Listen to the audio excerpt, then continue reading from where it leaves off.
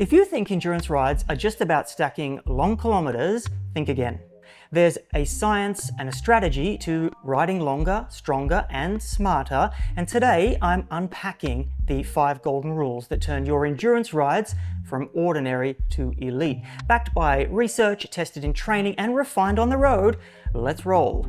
Rule 1. Intensity discipline, mastering consistent effort. Effort control is the foundation of endurance.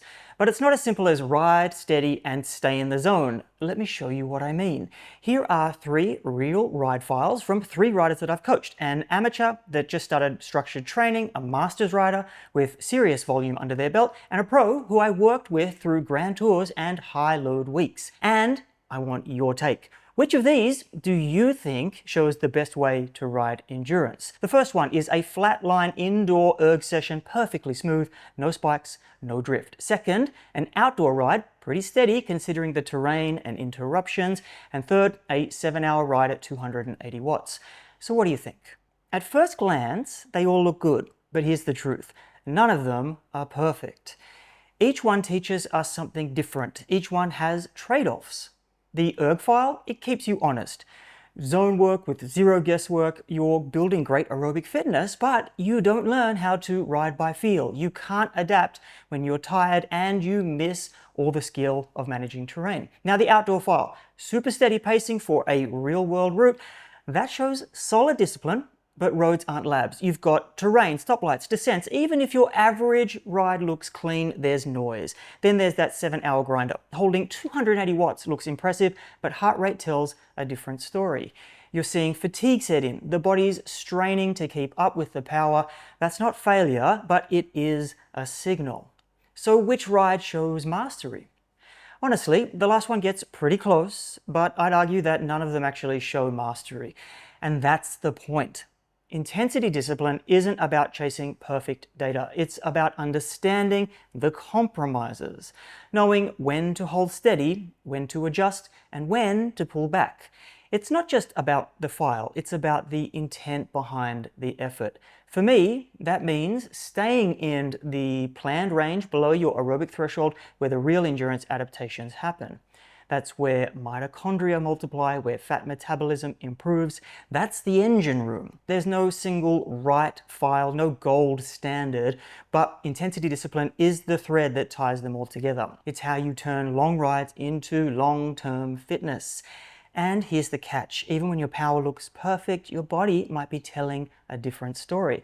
Let's talk about how to listen to it. Rule 2, the triangulation method. Power, heart rate, and RPE. Power tells one story, heart rate shows strain, and RPE, how it feels, usually reveals the truth.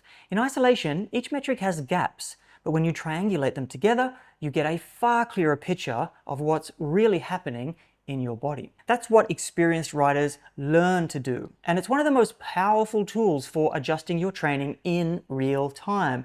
Because here's the thing, no single number can tell you everything. Power is objective, but it's blind.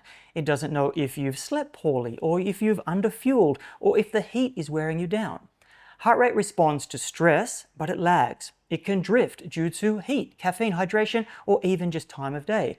RPE is immediate, but it's subjective. Some days your easy pace feels like a slog. Other days you float at threshold power and wonder why. That's why the real value isn't in any one metric, it's in the mismatches between them.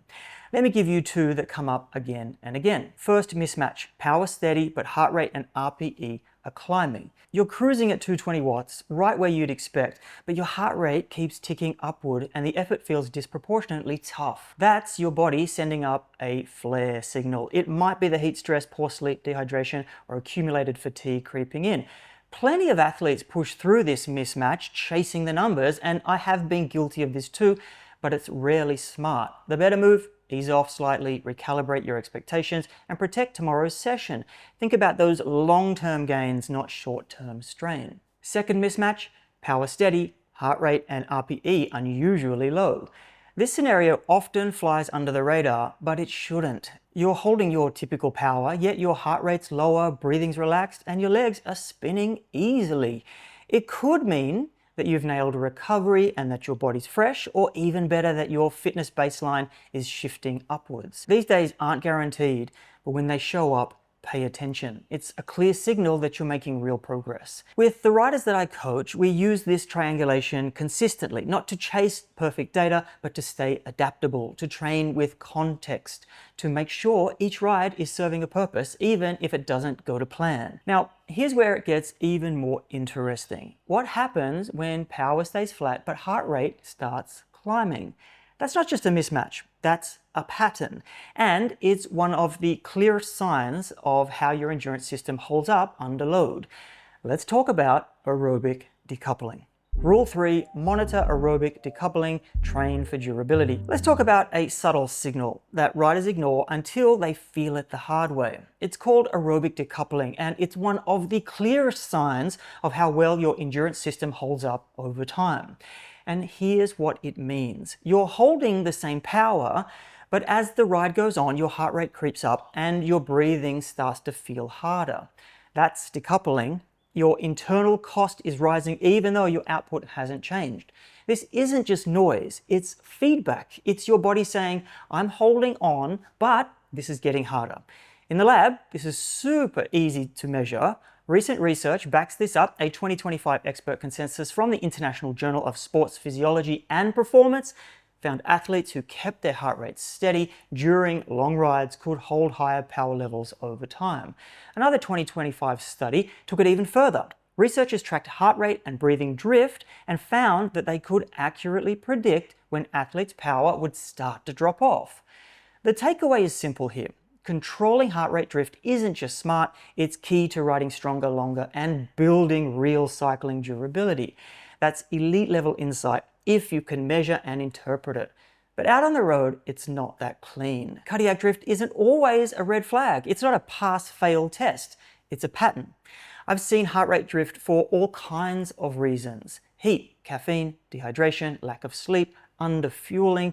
Sometimes it means you're cooked. Other times it just means it's hot and you didn't take on enough sodium. What matters isn't one ride, it's the trend. If you're seeing less decoupling over time for the same effort, you're becoming more durable.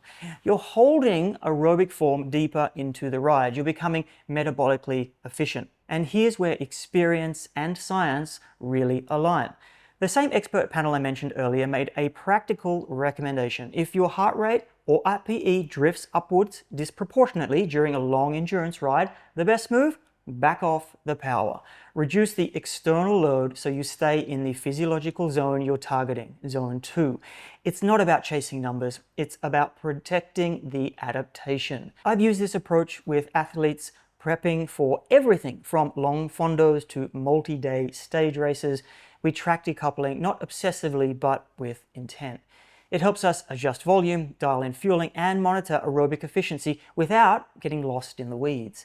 Because training for endurance isn't about how strong you are in hour 1, it's about who you are in hour 4, 5, and 6 and beyond. And if you want to hold that line longer, you have to train for it. But durability doesn't just mean piling on more time. Let's talk about how to progress your training with purpose, not just volume. Rule 4, progressive overload, build endurance intelligently. Progression is essential in endurance training, but most people oversimplify it. You've probably heard increase by 10% a week. It's easy to remember, but here's the truth. It's not based on science. It comes from a 1980s running book, and while it works for beginners, endurance training isn't a one-size-fits-all. In reality, smart progression is responsive, not rigid. Some riders can safely handle 20 to 30% jumps. Others stall and burn out with half of that. Because the goal isn't to follow a number, it's to follow the response. And here's what that looks like in practice. Increase volume or load only when recovery, consistency, and performance says it's time. Focus on doing more work that matters, not just longer rides. For me, the biggest shift came when I stopped chasing big weeks and started raising the floor. That meant keeping weekday rides consistently around 2 hours, extending long rides only when I felt strong, and being honest about whether I was building or just surviving. Because it's easy to confuse fatigue with fitness. I've seen riders ramp volume too fast and stall or break down completely, and I've seen others progress faster by staying steady and letting the work settle and holding back until they were ready. Some weeks, progression means more time. Other weeks, it's the same volume, but better quality. Sometimes it means pulling back, so the next phase lands harder. Here are the lessons that I keep coming back to. Consistency beats spikes. More isn't always better. Better is better. 4 to 5 focused rides a week go a long way. Use intensity like a scalpel, not a hammer, and save full recovery weeks for real build cycles, not just when you're tired. Because real progression isn't about crushing a single week. It's about repeating quality again and again. And if you're doing the work, you need to fuel it. Let's talk about the part that most riders skip: gut training and precision fueling. Rule 5, precision nutrition and hydration. Train the gut, not just the legs. Most riders spend years training their legs, but barely think about training their gut. And that's a problem, because when you're riding long, fueling is performance. If your gut can't absorb the carbs, your legs can't do the work. Full stop. But here's what most people miss. Just like aerobic capacity, gut tolerance is trainable. It's not about just eating more, it's about building up slowly, testing what works, and making your race day fueling boringly predictable. There's solid science behind this, according to protocols from Glute for Science and years of endurance nutrition research. Trained athletes can absorb from 90 to 100 grams of carbohydrates per hour, but that doesn't happen overnight. And I'll be honest, this is one of the hardest things for riders to practice consistently. It's uncomfortable, it takes trial and error, and if you've ever tried to force down 90 grams per hour without training for it, you know how bad it can go. That's why I treat gut training just like any other part of the plan. I build it in, I monitor response, and I adapt based on the athlete. Here's the condensed version of the 6-phase approach that I use. Phase 1 to 2, start light. Take carbs in before and during training, shoot for around 45 grams an hour. Phase 3 to 4, add in solids, more complex fuel sources, work up to 60 to 90 grams an hour, and phase 5 to 6, push towards race day targets, 90 to 100 grams per hour, depending on intensity and duration. Same goes for hydration. Aim for 500 to 750 mils an hour, and make sure that you're getting sodium and electrolytes dialed in too. This isn't just about calories, it's about adaptation.